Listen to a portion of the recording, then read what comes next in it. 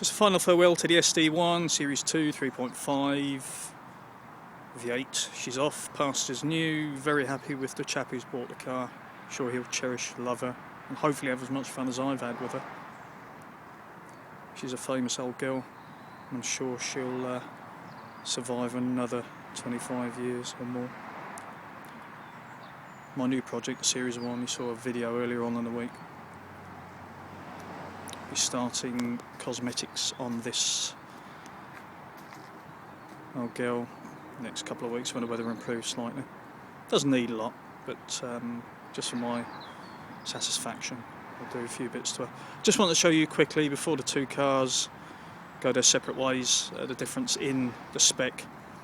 Obviously the Series 1 had the metal bumpers, recessed headlights, side lights were built into the indicators. And this one was fitted with mini light wheels because when the Met Police took delivery of them after a few weeks of heavy driving, or if they were on a shout, on a long run, heavy braking, the discs, pads used to overheat. So they replaced the stainless steel wheel, which is this type here, with the mini lights which aided venting to cool the discs and pads down. Actually makes the car more fetching. I think they look great. Mini lights look fantastic on the 2.6. Really set it off. Police spec, striping was the same, crest striping, exactly the same. But the lights were different. Roof lights were a Bosch Hella beacon, German make, with a screw-on, screw-off dome, rounded lens. And the Series 1 was, Series 2 had the new Britac lamp, slightly more squarer lens, which apparently you can see 3 to 4 kilometres further at the scene of an accident. For example, if you're on a motorway dealing with an incident or an accident, you can see up to 3 to 4 kilometres further for a brighter lamp.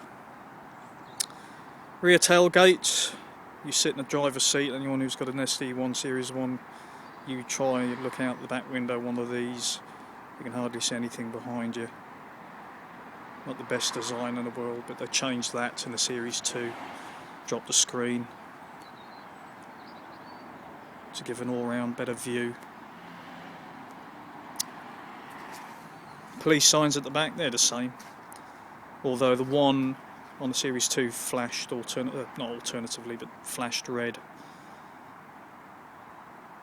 The Series 1 didn't, it was a solid red light.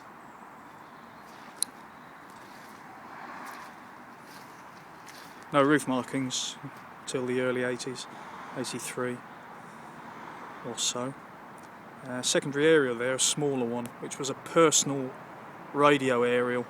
Again, it was just fitted by MRD at workshops, a throwback really to the early 70s when they introduced, or the late 60s, early 70s when they introduced the auxiliary plug-in sockets in the vehicles for the personal radio. Interior, again, smaller dash.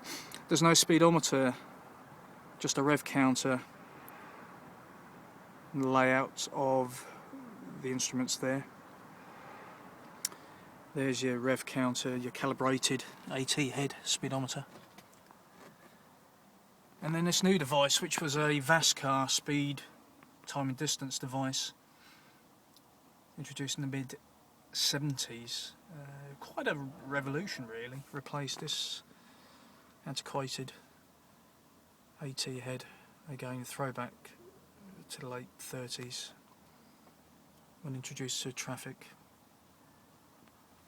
But that was digital, so new concept, state of the art of speed detection in its day. Switches didn't have the Met sound, as you've heard on my earlier videos, just electric horns. Why they had a yellow light, so I'm not too sure. I've been told that the two-tones could also be operated from the stalk, the horn stalk on the console there, on the steering column. But again, I've tried it and it doesn't work, but the two-tones do work, yeah. 12-volt auxiliary for scene lamps, speaker there for the main set, shaver mic, unique to the Met Place. Map light, they're always fitted there for the operator. And not a lot else really in this car. Interior is fantastic, very good condition, all original. And in comparison to the interior of this Deliverun car, of course there's far more in this than there ever was for a standard traffic car of the 80s. Also you've got your camera, your AT head there, which was angled towards the driver, but it had its own speedometer, which tends to work whenever she wants to work. SD1 feature. That's the equivalent to the VAS car, that's a police pilot. And a proofreader there, but that's your time, speed and distance device there. And your Met sound, which I love the sound of the Met sound.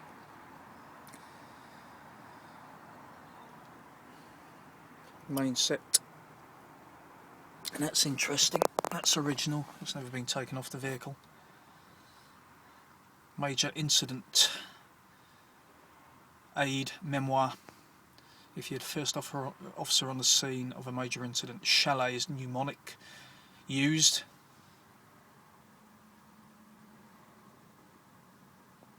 But that's original.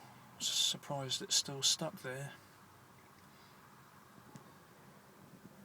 And the roof markings. One of the first vehicles to have roof markings. The red switch there, which you won't see in the civilian one, is to operates the blue lights. They're your rear red switches, rear and front lamps. And this had a PA, the Series 1 didn't.